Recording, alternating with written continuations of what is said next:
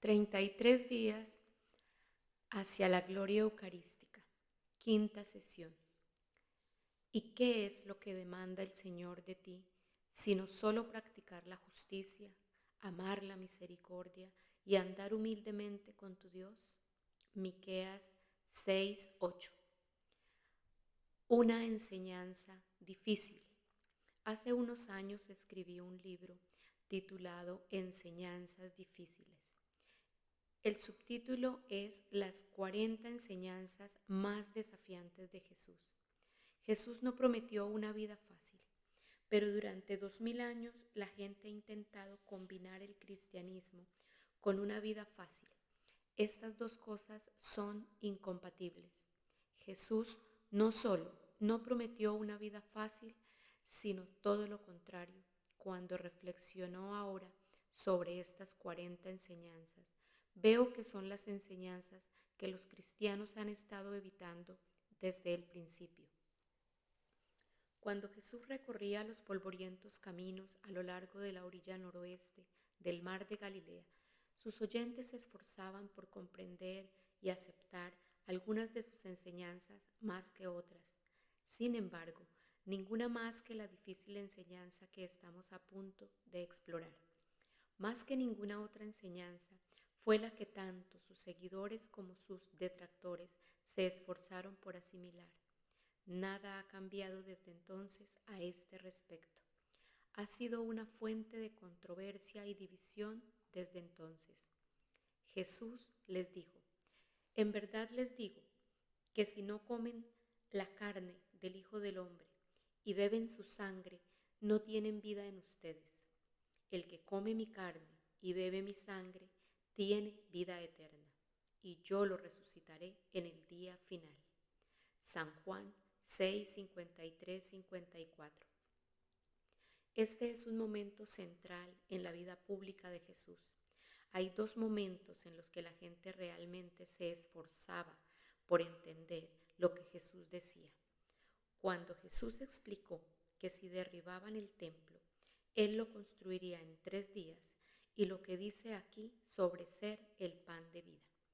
Hay otros 3 versículos en este discurso que me gustaría explorar brevemente contigo, pero vale la pena reflexionar sobre toda esta sección del Evangelio de San Juan 6, 22, 71.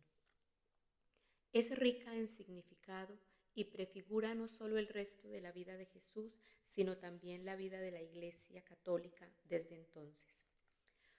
¿Cómo respondió la gente? Tuvieron 3 reacciones. Esta es la primera.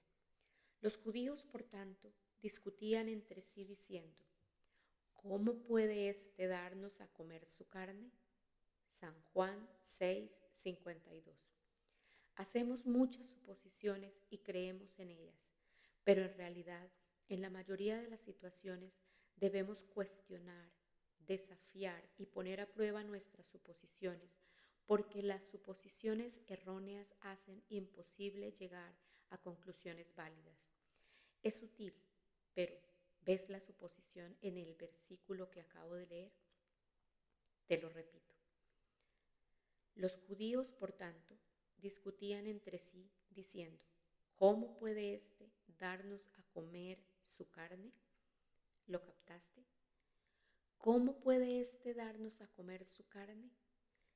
Él los está operando bajo la suposición de que Jesús es solo un hombre, y esa suposición hace que sea imposible para ellos entender lo que Jesús está diciendo, y mucho menos creerlo.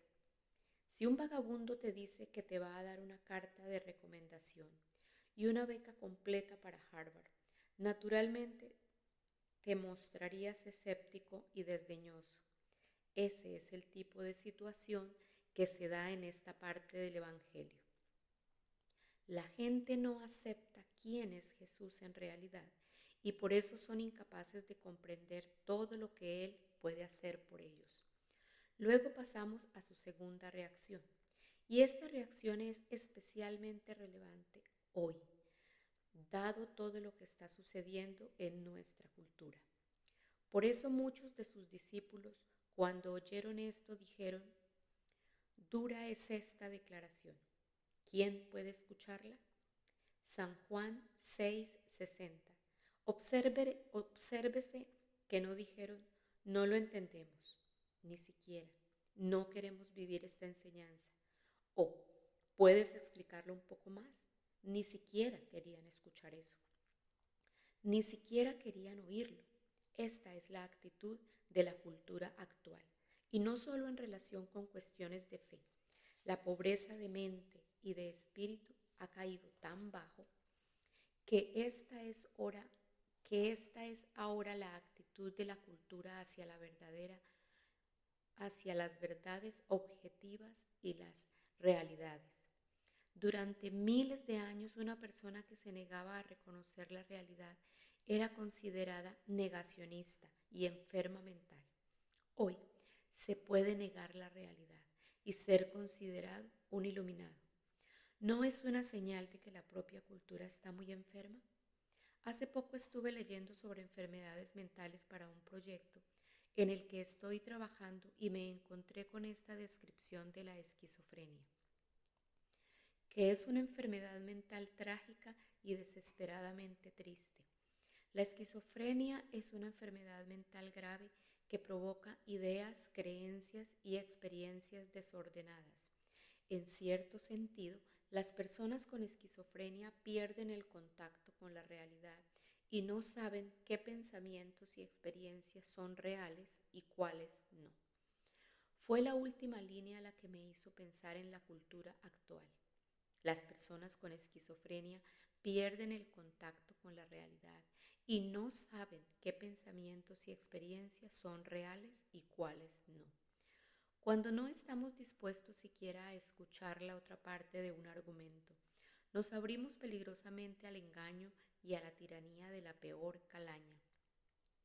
Cuando una cultura empieza a negar la realidad objetiva, se tambalea al borde de la destrucción. Para entender hasta qué punto nuestra cultura se ha alejado del Evangelio, basta con considerar que la verdad objetiva ni siquiera puede pronunciarse en muchas situaciones hoy en día. Sin embargo, estamos divagando. La tercera reacción de la gente al discurso de Jesús sobre el pan de vida fue abandonarlo. Como resultado de estos, muchos de sus discípulos se apartaron y ya no andaban con él. San Juan 6:66. Desde el principio, la Eucaristía ha sido un pararrayos, un punto de contención y división, independientemente de lo que hayamos pensado antes o creamos ahora.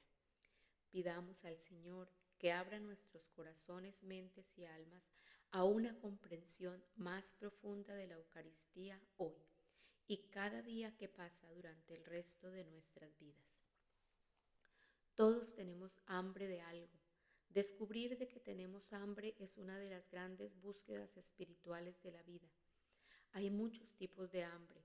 Está por supuesto el hambre natural de comida. Algunas personas tienen hambre de comodidad, otras de pertenencia, otras de éxito, seguridad, aventura, estabilidad, viajes. Ser humano es tener hambre. ¿Sabes de qué tienes hambre? Se necesita una increíble conciencia espiritual para descubrir con el tiempo de qué tenemos hambre realmente. Podemos pensar que tenemos hambre de una cosa, pero una vez que nos hemos saciado de esa cosa, descubrimos que el hambre sigue ahí y es más profunda que nunca. ¿Cuál es el propósito del hambre? Cada anhelo que experimentamos como seres humanos es un anhelo de algo más completo. La última conciencia espiritual nos lleva a comprender que todo anhelo es de algún modo misterioso, un anhelo de Dios. Dios nos habla en nuestra hambre. Utiliza nuestra hambre para enseñarnos y guiarnos, mientras nosotros buscamos por todas partes algo que sacie nuestra hambre en este mundo. Dios está esperando para darnos de comer lo único que realmente la sacia, Él mismo. Esto no quiere decir que el hambre física carezca de importancia. Tenemos una necesidad legítima de alimento. Muchas personas en el mundo están desesperadamente hambrientas de comida y desestimar esa necesidad sería cruel e inhumano. Dios desea un mundo en el que todos estén bien alimentados físicamente y tenemos la obligación moral de alimentar a los hambrientos, pero también es cierto que nuestra hambre física no tiene fin. No puedes comer suficientes hamburguesas, arroz o verduras para no volver a tener hambre.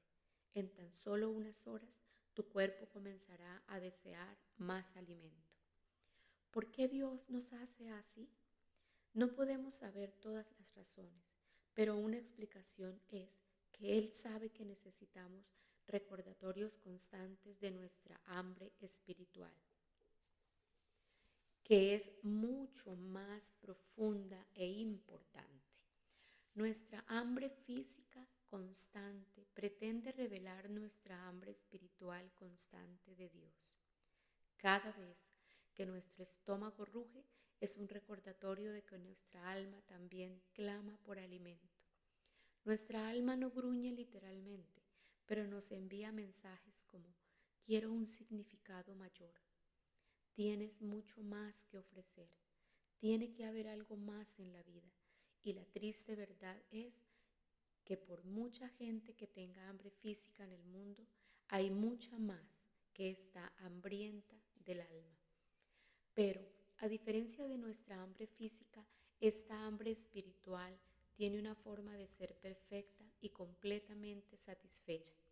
En San Juan 6:35, Jesús dice estas palabras: Yo soy el pan de la vida. El que viene a mí no tendrá hambre, y el que cree en mí nunca tendrá sed. En los 2000 años transcurridos desde que Jesús pronunció estas palabras, no han perdido ni un ápice de relevancia o de poder. Léelas de nuevo. ¿Sientes que se te agita el alma? Eso es porque revelan una verdad que cambia la vida. Dios quiere alimentar tu alma, quiere alimentarte perfectamente con Él mismo. Esa es la belleza y el poder de la Eucaristía. Permíteme hacerte una pregunta. ¿De qué tienes hambre ahora mismo? ¿Qué te está diciendo Dios a través de tu hambre? ¿Cómo utiliza esa hambre para llevarte a Él?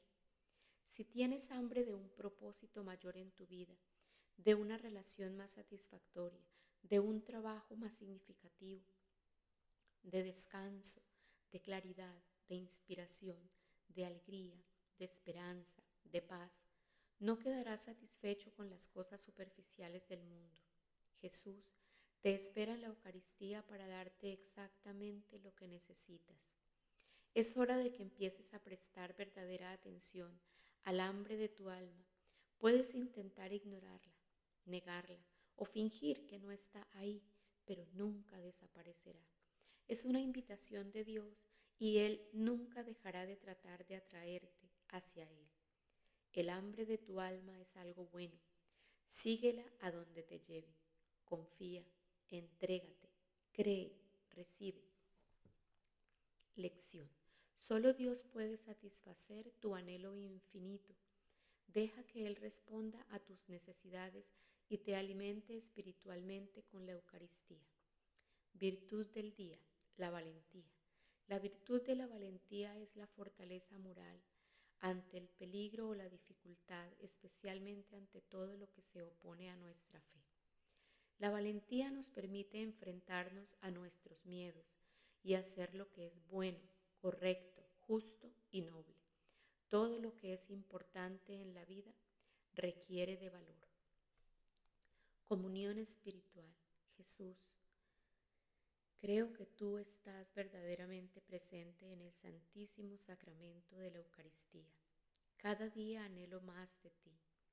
Te amo sobre todas las cosas y deseo recibirte en mi alma. Ya que no puedo recibirte sacramentalmente en este momento, te invito a que vengas y habites en mi corazón. Que esta comunión espiritual aumente mi deseo de la Eucaristía. Tú eres el sanador de mi alma. Quita la ceguera de mis ojos, la sordera de mis oídos, la oscuridad de mi mente y la dureza de mi corazón. Lléname de gracia, sabiduría y valor para hacer tu voluntad en todas las cosas. Señor mío y Dios mío, acércame a ti más que nunca. Amén. La última cena. ¿Has intentado alguna vez que un niño obstinado tome una medicación que sabes que le ayudará significativamente? ¿Sabías que el 42% de las personas que se recuperan de un infarto no toman la medicación?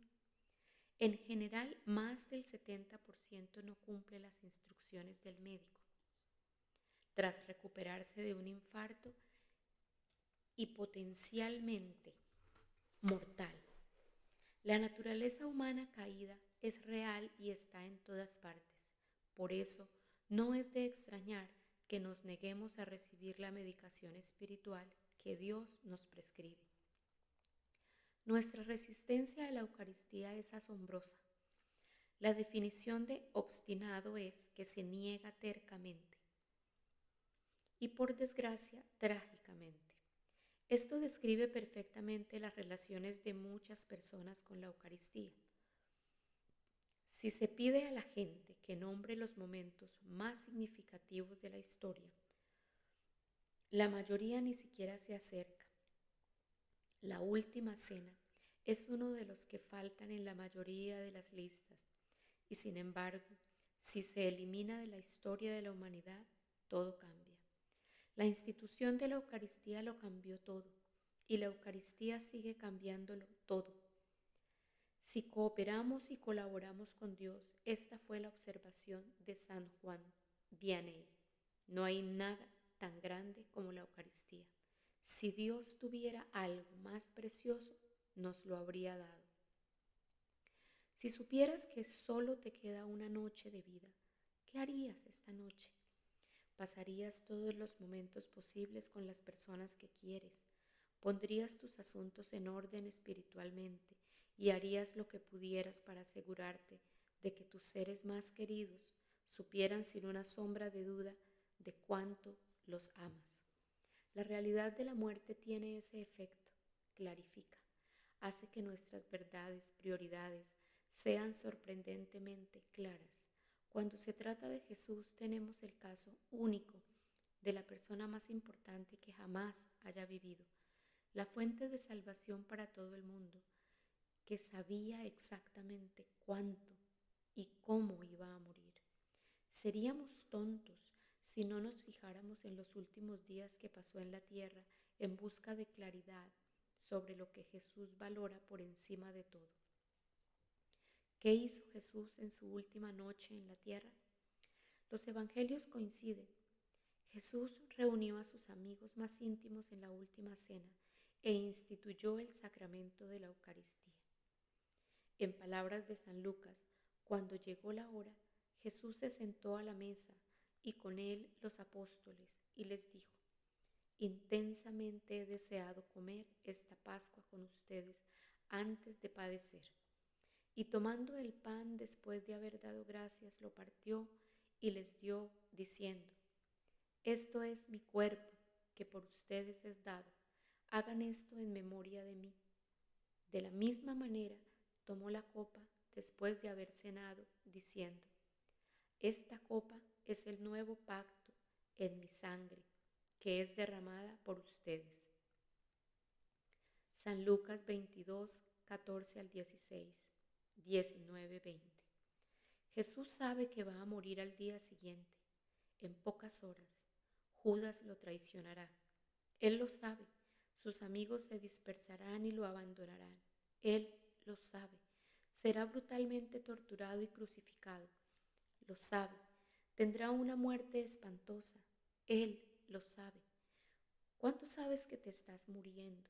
No es el momento de ser críptico, místico o indirecto. No saldrías de la consulta del médico tras un diagnóstico terminal y redactarías tu testamento con un montón de metáforas y símbolos y luego dirías a tu familia: espero que entiendan lo que realmente quiero decir. No serías específico y claro. Jesús fue claro. esto es mi cuerpo, cómetelo, y esta es mi sangre, bébela. Hagan esto en memoria mía. No es un símbolo o una metáfora, es una orden clara y directa. Jesús inculca a sus discípulos que se trata de una comida sagrada, de su cuerpo y de su sangre, y que deben continuar con esta práctica después de que Él se haya ido. La próxima vez que estés en misa, simplemente permítete estar en presencia de Dios, apacigua tu mente. Imagínate cerca de Jesús en la última cena. Estás allí durante las últimas horas de Jesús en la tierra, cuando el sacerdote levanta la hostia y dice, este es mi cuerpo, tomen y coman. Deja que cale en ti el hecho de que Jesús te está dando el regalo de todo su ser. ¿Le darás todo tu ser? Confía, entrégate, cree, recibe. Lección. La institución de la Eucaristía lo cambió todo y la Eucaristía sigue cambiándolo todo. Si queremos cooperar y colaborar con Dios, resistirse a Dios es la antítesis de la sabiduría. ¿De qué manera te resistes a las cosas buenas que Dios quiere compartir contigo? Identifica tus necesidades espirituales y pide humildemente a Dios que las satisfaga cada vez que recibas la Eucaristía. Virtud del día, la gratitud. La virtud de la gratitud consiste simplemente en reconocer el bien que ya es tuyo. Practicar la gratitud nos sensibiliza ante todas las bendiciones que Dios nos ha concedido. Es fácil pasar por alto todo lo bueno que hay en nuestras vidas y centrarnos en lo que nos frustra o nos falta. Agradece a todas las personas que hacen lo más mínimo por ayudarte y que tu corazón y tu mente estén siempre llenos de oraciones agradecidas a Dios. Comunión espiritual. Jesús, creo que tú estás verdaderamente presente en el Santísimo Sacramento de la Eucaristía. Cada día anhelo más de ti. Te amo sobre todas las cosas y deseo recibirte en mi alma. Ya que no puedo recibirte sacramentalmente en este momento, te invito a que vengas y habites en mi corazón. Que esta comunión espiritual aumente mi deseo de la Eucaristía. Tú eres el sanador de mi alma. Quita la ceguera de mis ojos, la sordera de mis oídos, la oscuridad de mi mente y la dureza de mi corazón. Lléname de gracia, sabiduría y valor para hacer tu voluntad en todas las cosas. Señor mío y Dios mío, acércame a ti más que nunca. Amén. Los primeros cristianos. Durante muchos años he pasado horas interminables preguntándome cuál era la visión de Dios para la Iglesia al principio y cuál es hoy. He explorado la historia católica y estudiado las raíces de la cristiandad. También me he preguntado cuáles son las diferencias esenciales entre los católicos de hoy y los primeros cristianos. Para los primeros cristianos, el cristianismo era un estilo de vida. Compartían una vida en común, vivían en comunidad, a menudo trabajaban juntos, rezaban juntos y estudiaban juntos las Escrituras. Su fe era el centro de sus vidas, influían en todo lo que hacían, comían juntos, jugaban juntos y se cuidaban mutuamente en la enfermedad. Dejaban que los principios del Evangelio los guiaran en las actividades de su vida cotidiana. Se consolaban mutuamente en sus aflicciones y se retaban a vivir el Evangelio con mayor plenitud. Había unidad y continuidad entre su vida profesional y su vida familiar, entre su vida social y su vida como miembros de la Iglesia. Se dejaban guiar por el Espíritu Santo en todo lo que hacían. Luego, en la cima de sus vidas, en la cima de su vida común, celebraban juntos la Eucaristía. Esto es lo que muchos escritores quieren hacernos creer, pero ¿fue realmente así? Si leemos Hechos 2, 43 al 47, y solo estos versículos, podríamos llegar a creerlo, pero el resto de hechos demuestra que no todo era tan idílico entre los primeros cristianos. Los primeros diáconos fueron elegidos porque las viudas gentiles no estaban siendo atendidas por los miembros judíos de la iglesia. Hechos 6:1. Había conflicto sobre cómo tratar a los gentiles. Hechos 15:1-21. Pablo tuvo que reprender a Pedro porque se negaba a comer con los gentiles convertidos. Gálatas 2, del 11 al 14. En su primera carta a los Corintios, Pablo critica duramente a la comunidad por su egoísmo, en la que los ricos comían con sus amigos y los pobres de su entorno pasaban hambre. Los primeros cristianos no eran perfectos, pero había entre ellos un verdadero rigor por la verdad. Puede que no todos los miembros lo fueran, pero como comunidad buscaban con rigor la mejor manera de vivir la vida cristiana. ¿Estamos tú y yo buscando rigurosamente la mejor manera de vivir la vida cristiana? Hoy en día, en medio del ajetreo y las complejidades de la vida moderna, la gran mayoría de los católicos se enfrentan al reto de simplemente ir a misa cada domingo. En la sociedad moderna se ha producido una gran separación entre los diversos aspectos de nuestras vidas. Muchas personas sienten que deben dejar los valores y principios de su fe fuera de ciertas actividades, del mismo modo que se deja un abrigo en una sala de espera. El mundo moderno intenta separar la fe de la realidad, lo profesional de lo personal, los medios de los fines. Este enfoque separatista destruye la unidad de la vida y crea la locura moderna de sentirse partido en dos, que experimentamos porque nuestra propia naturaleza nos dice que no podemos divorciar la fe de la razón, ni lo personal de lo profesional, ni los medios de los fines. Vivir el Evangelio es difícil, siempre lo ha sido y siempre lo será. Esto es lo que los católicos de hoy tienen en común con los primeros cristianos y con los cristianos de todos los tiempos y lugares. Nunca ha habido una época en la que la Iglesia fuera la sociedad perfecta que Jesús nos pide que seamos. Los que ciertas personas y comunidades han celebrado la visión de Cristo de manera impresionante, pero mantener esos momentos es el verdadero reto. Piensa en lo fácil que te resulta dar la espalda a la mejor versión de ti mismo. Piensa en lo difícil que te resulta elegir la mejor versión de ti mismo en diferentes situaciones cada día.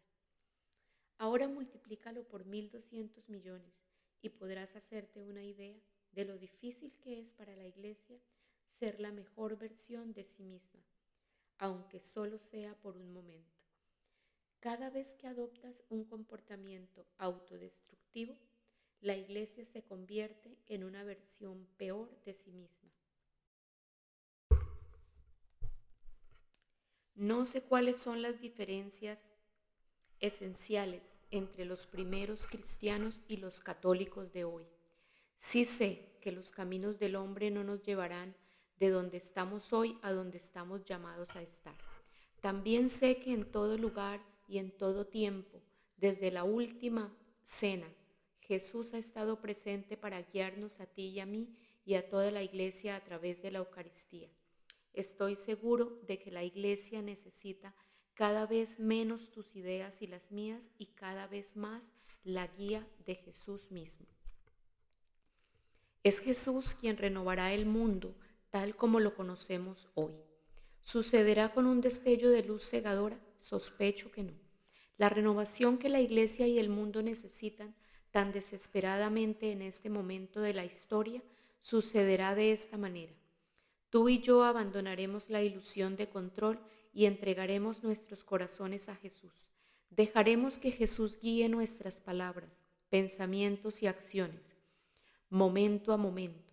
De este modo Jesús traerá lentamente la renovación a nuestras vidas, a nuestros matrimonios, a nuestras familias, a nuestras empresas y escuelas, a nuestras parroquias, a nuestras naciones, a nuestra iglesia y a toda la humanidad. Cualesquiera que fueran los éxitos de la iglesia primitiva, fueron fruto de su fidelidad a Jesucristo bajo la inspiración del Espíritu Santo. Cualesquiera que fueran los fracasos de la iglesia primitiva, fueron el resultado de rechazar a Jesús. Lo mismo vale para ti y para mí hoy. Confía, entrégate, cree, recibe. Lección: la humanidad necesita desesperadamente a Dios. El mundo necesita desesperadamente todo lo que la Iglesia puede ofrecer cuando está prosperando. La Iglesia Católica necesita desesperadamente renovarse. Jesús quiere colaborar contigo para llevar a cabo esa renovación, para que juntos podamos servir a la humanidad de las maneras poderosas que Jesús imaginó cuando caminó sobre la tierra hace 2000 años. Sin embargo, primero tenemos que abandonar la ilusión de control y entregar nuestros corazones a Jesús. Virtud del día: fidelidad. Ser fiel significa ser indefectiblemente leal, confiable y digno de confianza. La virtud de la fidelidad es una invitación a poner a Jesús en el centro de nuestras vidas y a proteger su centralidad contra la tentación constante de ponernos nosotros en Él. No soy el centro de todo, es Jesús. Comunión espiritual. Jesús, creo que tú estás verdaderamente presente en el Santísimo Sacramento de la Eucaristía. Cada día anhelo más de ti. Te amo sobre todas las cosas y deseo recibirte en mi alma. Ya que no puedo recibirte sacramentalmente en este momento, te invito a que vengas y habites en mi corazón, que esta comunión espiritual aumente mi deseo de la Eucaristía. Tú eres el sanador de mi alma. Quita la ceguera de mis ojos, la sordera de mis oídos, la oscuridad de mi mente y la dureza de mi corazón. Lléname de gracia, sabiduría y valor para hacer tu voluntad en todas las cosas. Señor mío y Dios mío, acércame a ti más que nunca. Milagros eucarísticos. ¿Y qué es lo que demanda el Señor de ti, sino solo practicar la justicia, amar la misericordia y andar humildemente con tu Dios? Miqueas 6:8. Había una vez un sacerdote al que lo asaltaban dudas sobre si Jesús estaba realmente presente en la Eucaristía. Hasta un día, a partir de entonces, nunca volvió a dudar de que Jesús estuviera realmente presente en la Eucaristía. Este comienzo puede hacer que parezca un cuento, pero es una historia real, como pronto descubriremos, y hay más de 100 que han sido reconocidas por la Iglesia. A pesar de estar lleno de dudas sobre la presencia real de Jesús en la Eucaristía, el sacerdote celebraba fielmente la misa todos los días en cumplimiento de su vocación. En este día en particular, alrededor del año 700, en Lanciano, Italia, este sacerdote estaba celebrando misa en una pequeña iglesia y mientras decía las palabras de consagración: tomen y coman todos de él, porque este es mi cuerpo que será derramado por muchos, el pan se transformó en carne viva y el vino se transformó en sangre ante sus ojos. Hoy se puede ir al anciano y ver la carne y la sangre que han permanecido allí durante más de 1300 años.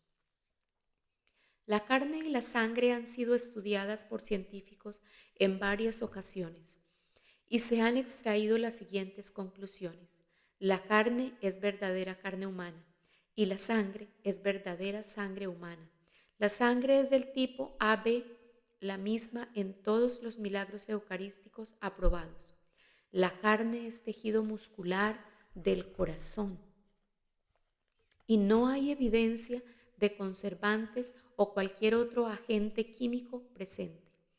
Una gran fe y una gran duda van a menudo de la mano, especialmente cuando se trata de aceptar que Jesús está realmente presente en la Eucaristía. A veces puedes estar plenamente convencido de esta verdad. Al acercarte al altar el domingo, te sientes plenamente consciente y seguro de que es a Jesús a quien recibes. Son momentos de gracia y este tipo de fe es un don. Otras veces puedes pensar, ¿es esto realmente cierto?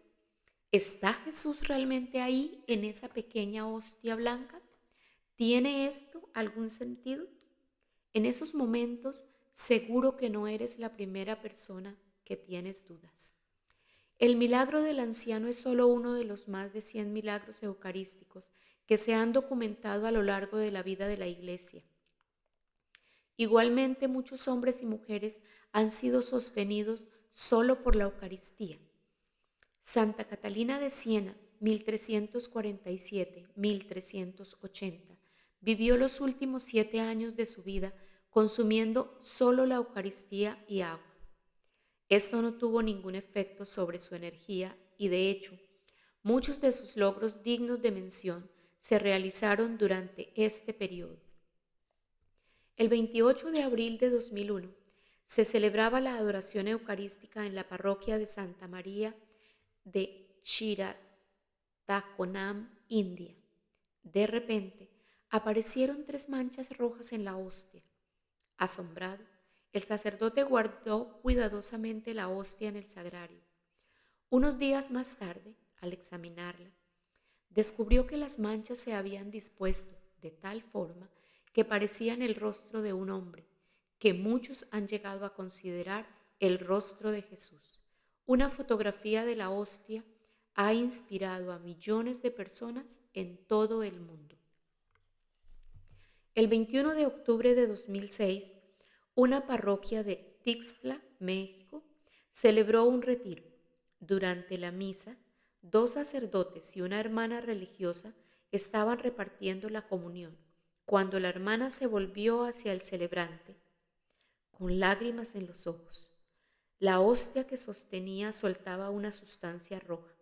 Tras las pruebas médicas, se descubrió que era sangre humana de tipo AB, igual que en el anciano. Es fácil caer en la trampa de situar estos milagros en un lugar lejano, con personas que nunca conociste. No obstante, es importante recordar que lo que Dios está llamando nuestra atención a través de estas historias milagrosas. Él hace milagros para mostrarnos la realidad espiritual más profunda que actúa en las circunstancias de nuestras vidas. Cada milagro eucarístico revela el hecho de que calle abajo en tu parroquia local, cada vez que se celebra la misa, tiene lugar el mismo milagro. Ocurre de un modo que no es visible exteriormente, pero el pan y el vino se convierten realmente en el cuerpo y la sangre de Jesús. Estos recuerdos extraordinarios pueden disipar nuestras dudas y abrir nuestros corazones a la realidad de la presencia real de Jesús en la Eucaristía. Pero aún más, si abrimos nuestros corazones, estos milagros de la presencia de Jesús a nuestro alrededor, no solo en la misa, sino en cada momento de nuestras vidas. Confía, entrégate, cree, recibe. Lección. Una gran fe y una gran duda a menudo van de la mano, especialmente cuando se trata de aceptar que Jesús está verdaderamente presente en la Eucaristía. Pide a Jesús que fortalezca tu fe en su verdadera presencia, en la Eucaristía, hasta que sea inquebrantable. Virtud del día, asombro. La virtud del asombro es un profundo respeto y reverencia por la fuente de toda vida. La contemplación de la vida, la verdad, la belleza, la bondad y el poder de Dios alimentan la virtud del asombro. Comunión espiritual. Jesús, creo que tú estás verdaderamente presente en el Santísimo Sacramento de la Eucaristía. Cada día anhelo más de ti. Te amo sobre todas las cosas y deseo recibirte en mi alma. Ya que no puedo recibirte sacramentalmente en este momento, te invito a que vengas y habites en mi corazón. Que esta comunión espiritual aumente mi deseo de la Eucaristía. Tú eres el sanador de mi alma. Quita la ceguera de mis ojos, la sordera de mis oídos, la oscuridad de mi mente y la dureza de mi corazón. Lléname de gracia, sabiduría y valor para hacer tu voluntad en todas las cosas. Señor mío y Dios mío, acércame a ti más que nunca. Amén. Tu primera comunión. Tu primera comunión fue un acontecimiento histórico. Mientras exploramos la historia de la Eucaristía, es muy importante que tengas en cuenta que tú ocupas un lugar en esta historia y que todo comenzó con tu primera comunión. Algunos la recordamos, otros no. Algunos tienen anécdotas graciosas que contar y muchos desearían haber estado mejor preparados. Una de las mejores historias de primera comunión que he oído es la de la hermana Elena Burns en el libro Hermosa Eucaristía. El título de su historia es ¿Por qué mentía mi párroco sobre la primera comunión? Es divertido y profundo y una lectura obligada. Sin embargo, estoy divagando. La primera vez que recibiste a Jesús en la Eucaristía fue un momento histórico. Entraste a una historia de 2000 años de hombres y mujeres que han participado en la gloria eucarística. Te convertiste en parte de una comunidad eterna que incluye ángeles y santos, que vienen todos a la misma mesa para esta única comida. Recibiste a Jesús en tu cuerpo y alma de la manera más íntima posible por primera vez. Ya sea que recibas la Eucaristía por primera vez, a los 7 o a los 70 años, esa primera vez es solo el comienzo del resto de tu vida. Cada vez que recibas a Jesús a partir de ese momento, tendrás la oportunidad de tener un poderoso encuentro con el Alfa y la Omega. Teresa de Lisieux era muy consciente de esta realidad. Sus padres llegaron a ser santos. La prepararon maravillosamente para la primera comunión. Ella escribió una maravillosa reflexión sobre su propia primera comunión.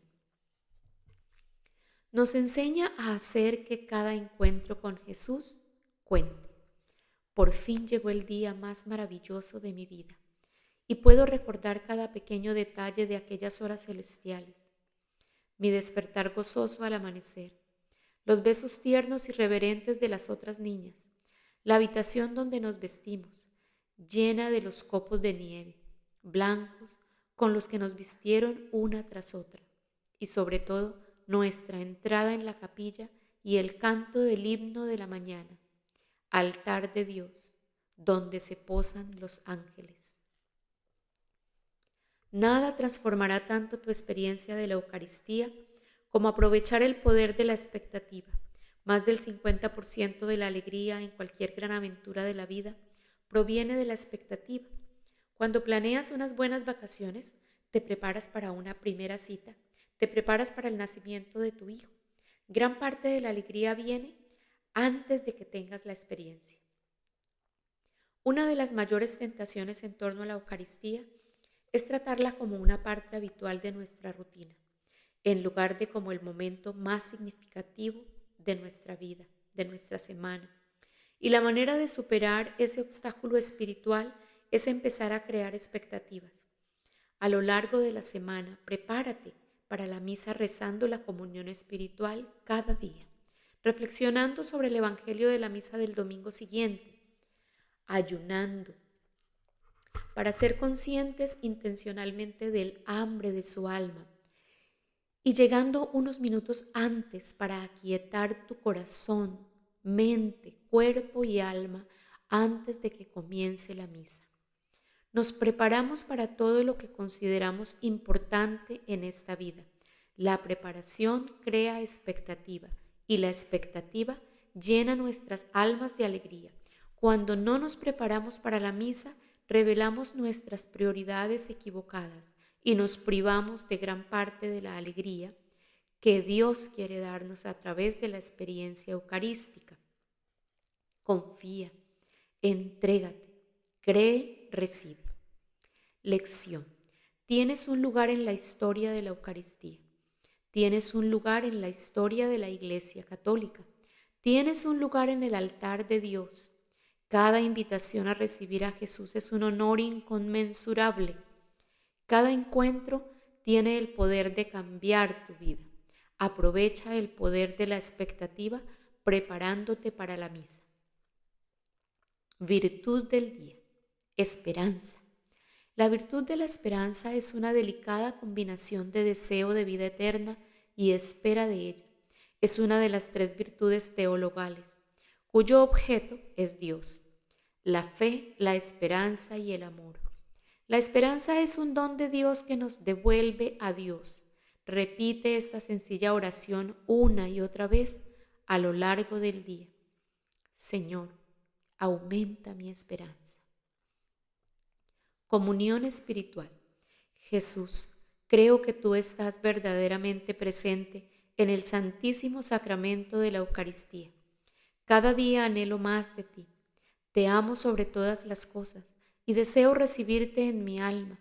Ya que no puedo recibirte sacramentalmente en este momento, te invito a que vengas y habites en mi corazón.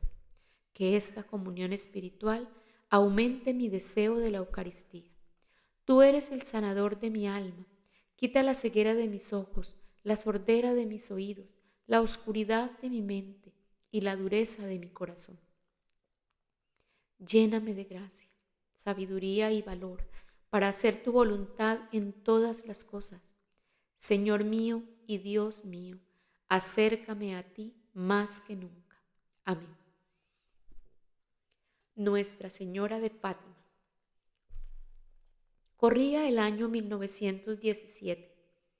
El mundo estaba en guerra. La primera guerra hacía estragos. 20 millones de muertos y 21 millones de heridos. Y María vino a advertir a la gente de que se avecinaban atrocidades aún peores si la humanidad no cambiaba de rumbo. 3 niños portugueses recibieron visiones y mensajes de María: Lucía, Francisco y Jacinta, de 10, 9 y 7 años. En 1917, Fátima se convirtió en el centro del mundo para muchos creyentes, que acudían de todas partes con la esperanza de experimentar uno de los milagros o de hablar con los niños. Las autoridades locales encerraron a los niños en 3 celdas, separadas, durante 3 días, en un intento de coaccionarlos para que se retractaran de su historia. Les dijeron que los freirían en aceite de oliva si seguían mintiendo, y los amenazaron con todo tipo de amenazas contra sus familias y su pueblo. Sin embargo, los niños se mantuvieron firmes en sus relatos sobre lo que habían vivido. ¿Cuál era el mensaje? Un llamado urgente a la conversión y a la penitencia. Esta es la forma más sencilla de expresarlo.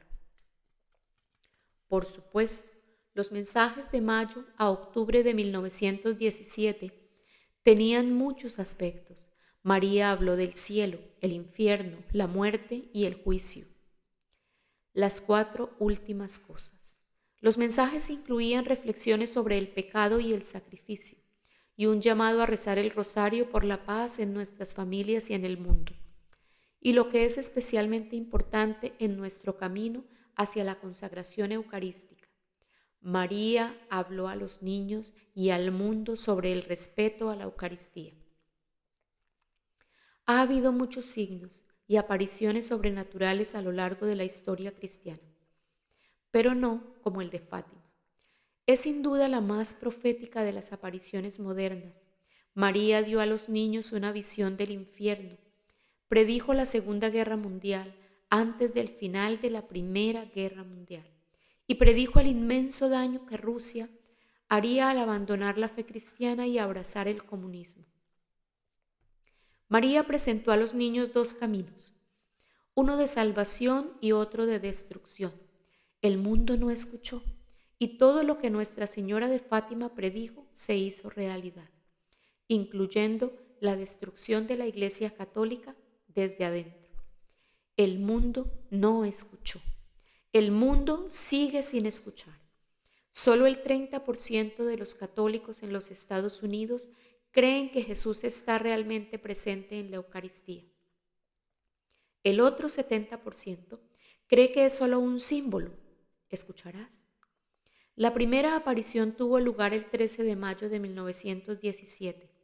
Era la fiesta de Nuestra Señora del Santísimo Sacramento. 64 años más tarde, ese mismo día, el Papa San Juan Pablo II recibió un disparo en la plaza de San Pedro. Rezó a Nuestra Señora de Fátima. En el momento en que recibió el disparo y tras recuperarse de las heridas que pusieron en peligro su vida, viajó a Fátima y colocó la bala que el cirujano le extrajo del pecho en la corona de la estatua de Nuestra Señora de Fátima. La última aparición tuvo lugar el 13 de octubre de 1917. María había dicho a los niños que esta sería la última aparición y prometió un milagro que cualquiera que asistiera podría presenciar.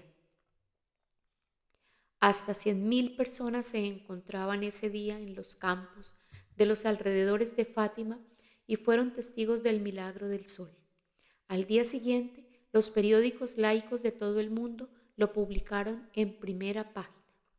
Los testigos cuentan que estuvieron de pie bajo la lluvia durante horas, esperando la aparición final y el milagro prometido. Las nubes oscuras que habían llenado el cielo durante la mayor parte del día se separaron y el sol apareció como un disco opaco que giraba en el cielo. Luces multicolores se extendieron por los campos y las multitudes. El sol, no tan brillante como de costumbre, se precipitó hacia la tierra antes de volver zigzagueando a su posición normal. Los testigos afirman que ese día podían mirar al sol sin que sus ojos sufrieran daño alguno. También afirmaron que el suelo, que momentos antes había estado húmedo y embarrado, estaba ahora seco como un hueso, al igual que sus ropas, cabellos y zapatos. Lucía describiría más tarde en sus memorias lo que sucedió aquel 13 de octubre. La Virgen abrió las manos y de ellas brotó una luz tan intensa que penetró en sus corazones y en lo más íntimo de sus almas. ¿Quién era esa luz?, preguntamos, cayendo de rodillas y repitiendo estas palabras en nuestros corazones. Oh Santísima Trinidad, yo te adoro, Dios mío, te amo en el Santísimo Sacramento. Hay quienes dicen que no debemos prestar demasiada atención a María, ya que debemos poner toda nuestra atención en Jesús. San Maximiliano Kolbe decía: no tengas miedo de amar demasiado a María, nunca podrás amarla más de lo que la amó Jesús. La pregunta en la que me gustaría que nos centráramos en nuestra reflexión sobre los acontecimientos y mensajes de Fátima es: ¿en qué medida recibes bien la Eucaristía? ¿Se puede hacer bien y se puede hacer mal? Esta pregunta es ¿qué tan bien? No cómo, pero ambas están relacionadas. ¿Cómo recibes la comunión? Algunos creen que no importa lo que lleves puesto, si te arrodillas o estás de pie, si la recibes en la lengua o en las manos, o si susurras el amén. Dices en voz alta, lo que importa es la disposición de tu corazón. Si tienes amor y respeto en el corazón, ¿qué más da cómo se reciba? Dicen. Otros creen que solo hay una manera de mostrar el debido respeto a la Eucaristía y que hacer cualquier otra cosa es irreverente. La verdad es que ambos tienen razón. El modo de recibir exteriormente importa y cómo recibes exteriormente debería ser una expresión de tu disposición interior. Es extraordinario que el Creador del cielo y de la tierra se haga presente en forma de pan y vino y que tú y yo podamos recibirlo. Es el milagro de los milagros. Si tenemos esto en cuenta, el cómo recibimos a Jesús nos ayudará a recibir bien la Eucaristía interna y externamente. La forma más sagrada externa pierde significado si internamente nuestros corazones están alejados de Dios. Si recibes la Eucaristía en las manos, habrás notado que el ministro de la Eucaristía te observa hasta que tomes la hostia. ¿Sabes por qué? Porque las sectas satánicas y sus adoradores entienden quién y qué es la Eucaristía. Su creencia de que Jesús está presente en la Eucaristía es inquebrantable.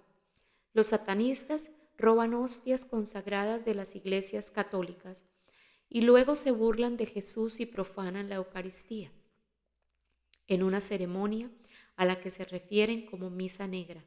Por eso el ministro de la Eucaristía se asegura de que consumas la hostia.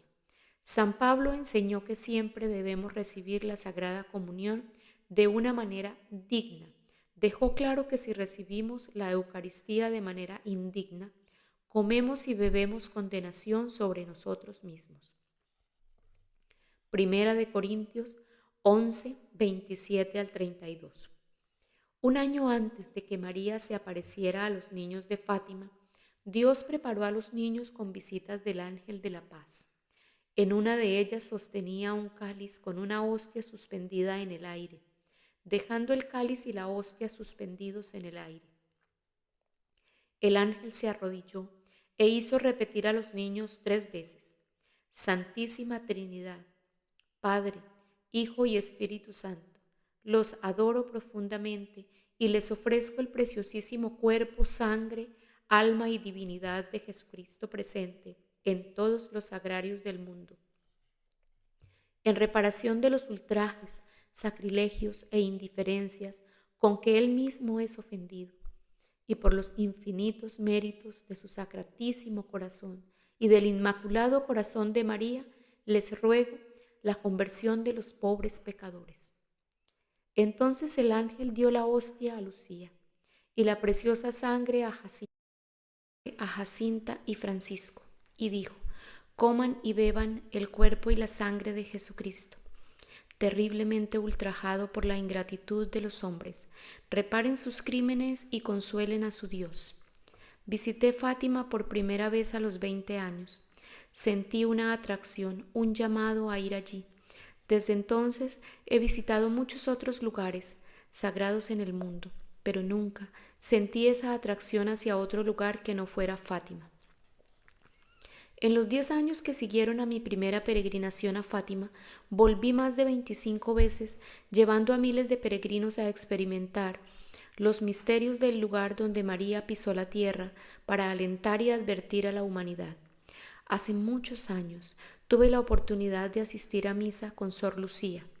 Era ya anciana y vivía como carmelita en una comunidad de clausura en Coimbra, al norte de Fátima. La miraba y me preguntaba qué sabría de ella que los demás no supiéramos. Había paz y alegría en su rostro, pero también, por momentos, la angustia de quien lleva una pesada carga. Durante mis 25 años de visitar Fátima a lo largo, pasé innumerables horas en la capilla de la adoración pidiendo luz y dirección. Fueron algunas de las horas mejor pasadas de mi vida. María nos llevará siempre a su Hijo. El Papa San Benedicto XVI observó: existe un vínculo indisoluble entre la Madre y el Hijo, generado en su seno por obra del Espíritu Santo, y este vínculo lo percibimos de modo misterioso, en el sacramento de la Eucaristía. María te enseñará a dedicarte a Jesús, te llevará a consagrar tu vida a la Eucaristía. No hay nadie mejor para enseñarte a dedicarte completamente a Jesús en la Eucaristía.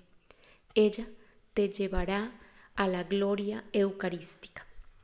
Esforcémonos por amar a Jesús en la Eucaristía, como lo hicieron estos sencillos niños en Fátima hace más de 100 años. Confía, entrégate, cree, recibe. Lección. Todos estamos llamados a una continua conversión del corazón. Prepararnos para recibir la Eucaristía nos ayuda a vernos tal como somos. Recibir la Eucaristía nos da la fuerza y el valor necesarios para buscar continuamente esta conversión del corazón.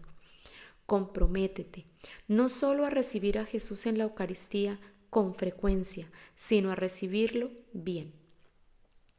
La fortaleza, virtud del día. La virtud de la fortaleza es una virtud moral que asegura la firmeza ante las dificultades y los obstáculos, y también la constancia en la búsqueda de la santidad. Las aguas profundas y tranquilas del alma son el don de la fortaleza. Esta serenidad del alma es necesaria para no dejarse llevar por el momento y nos ayuda a mantenernos centrados en nuestros deberes y compromisos. Comunión espiritual. Jesús, creo que tú estás verdaderamente presente en el Santísimo Sacramento de la Eucaristía. Cada día anhelo más de ti, te amo sobre todas las cosas y deseo recibirte en mi alma. Ya que no puedo recibirte sacramentalmente en este momento, te invito a que vengas y habites en mi corazón. Que esta comunión espiritual aumente mi deseo de la Eucaristía. Tú eres el sanador de mi alma. Quita la ceguera de mis ojos, la sordera de mis oídos, la oscuridad de mi mente y la dureza de mi corazón. Lléname de gracia, sabiduría y valor para hacer tu voluntad en todas las cosas. Señor mío y Dios mío, acércame a ti más que nunca. Amén. Hasta el fin del mundo. ¿Y qué es lo que demanda el Señor de ti? Sino solo practicar la justicia, amar la misericordia y andar humildemente con tu Dios. Miqueas 6:8.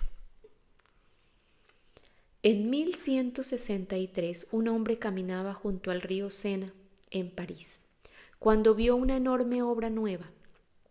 Se acercó y vio a unos hombres colocando ladrillos. Era tarde y los albañiles estaban cansados y sudando. Le preguntó a uno de ellos: ¿Qué estás construyendo aquí? Este le contestó: solo estoy poniendo ladrillos. Le preguntó a otro: ¿Qué estás construyendo aquí? El albañil se burló y le dijo: ¿estás ciego? Estoy construyendo un muro. Frustrado, el hombre empezó a alejarse, pero al darse vuelta chocó con otro de los albañiles, que también estaba poniendo ladrillos. ¿Qué estás construyendo aquí?, le preguntó. El albañil dejó de trabajar, dio un paso atrás e indicó al hombre que hiciera lo mismo.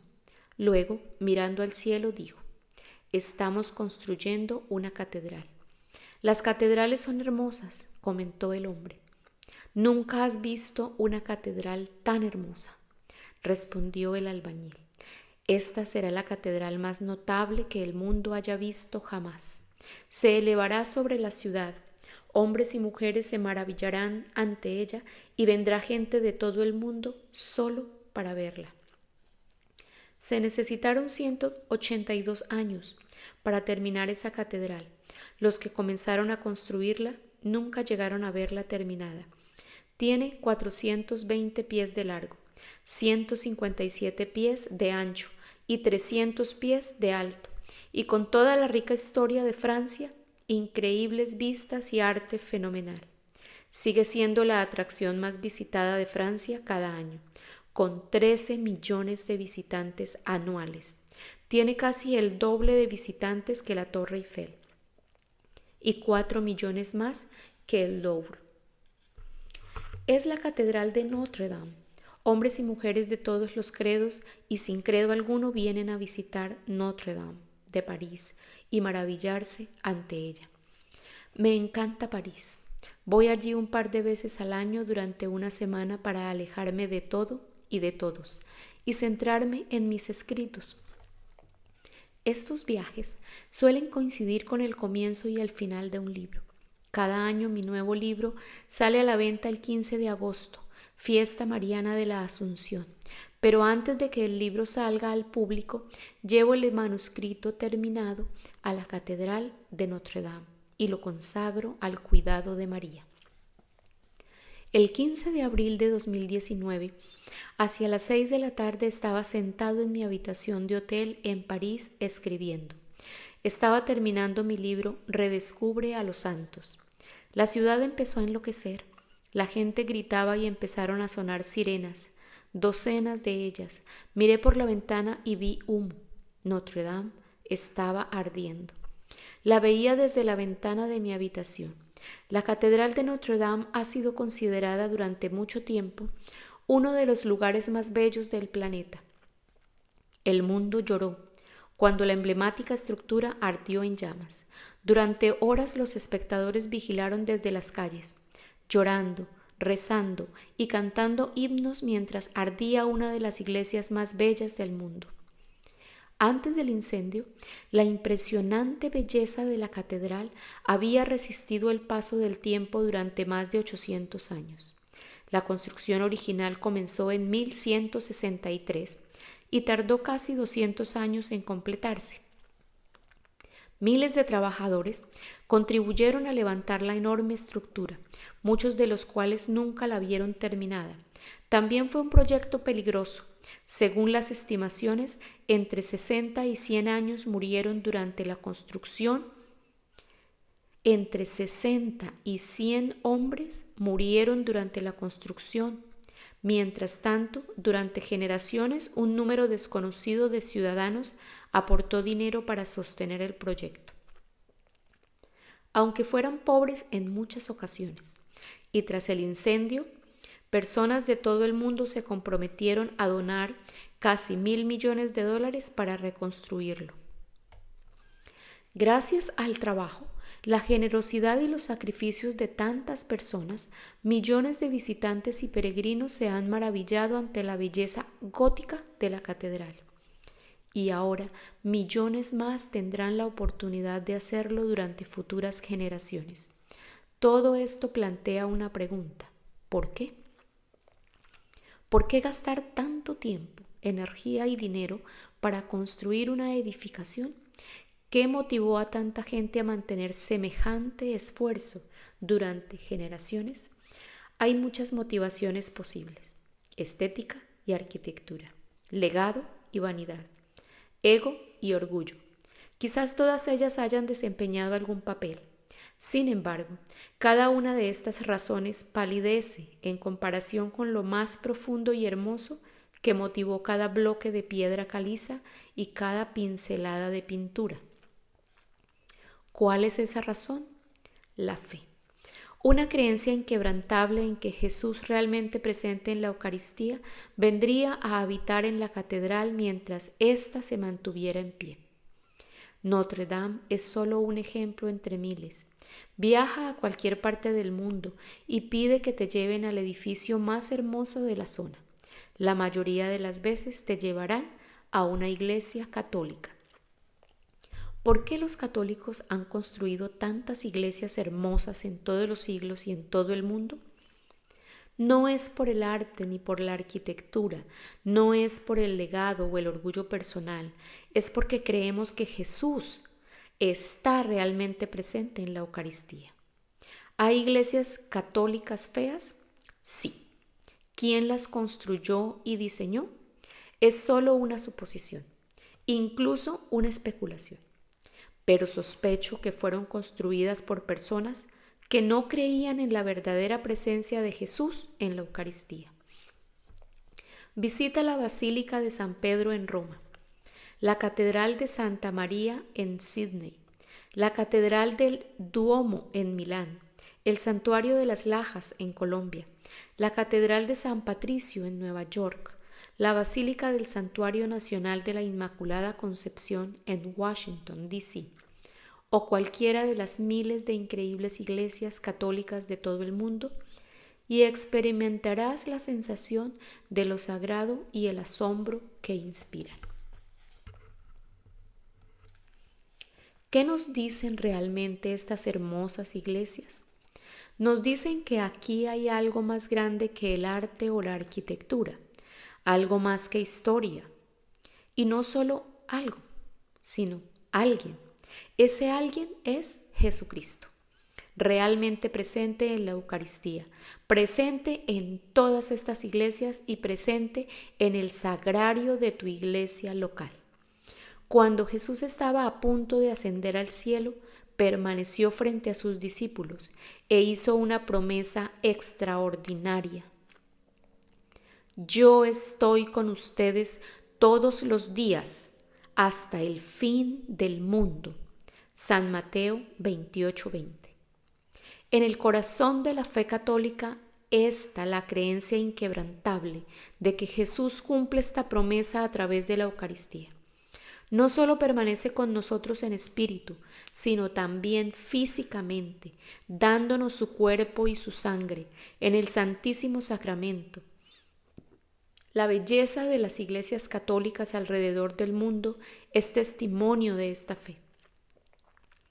Ahora mismo, mientras lees esto, en algún lugar del mundo se está celebrando la misa y Jesús está cumpliendo una vez más su promesa.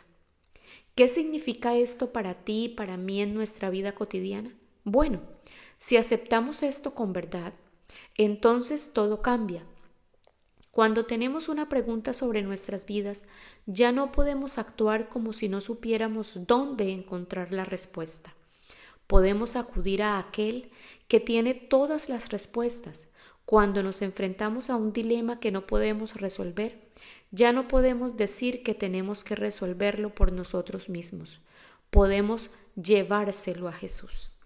Cuando nos sentimos solos o alejados de Dios, ya no podemos decir que no sabemos dónde encontrarlo. Podemos ir a misa o sentarnos ante el sagrario.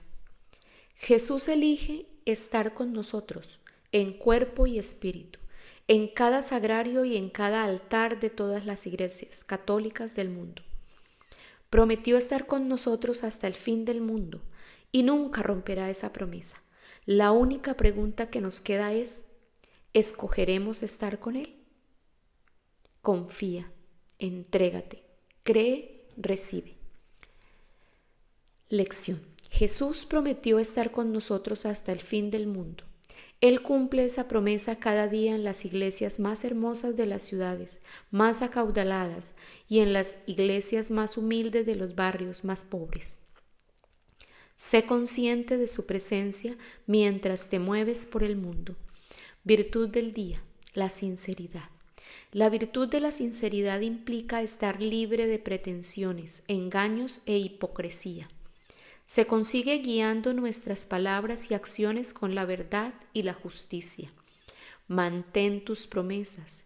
Si dices que harás algo, hazlo. Comunión espiritual.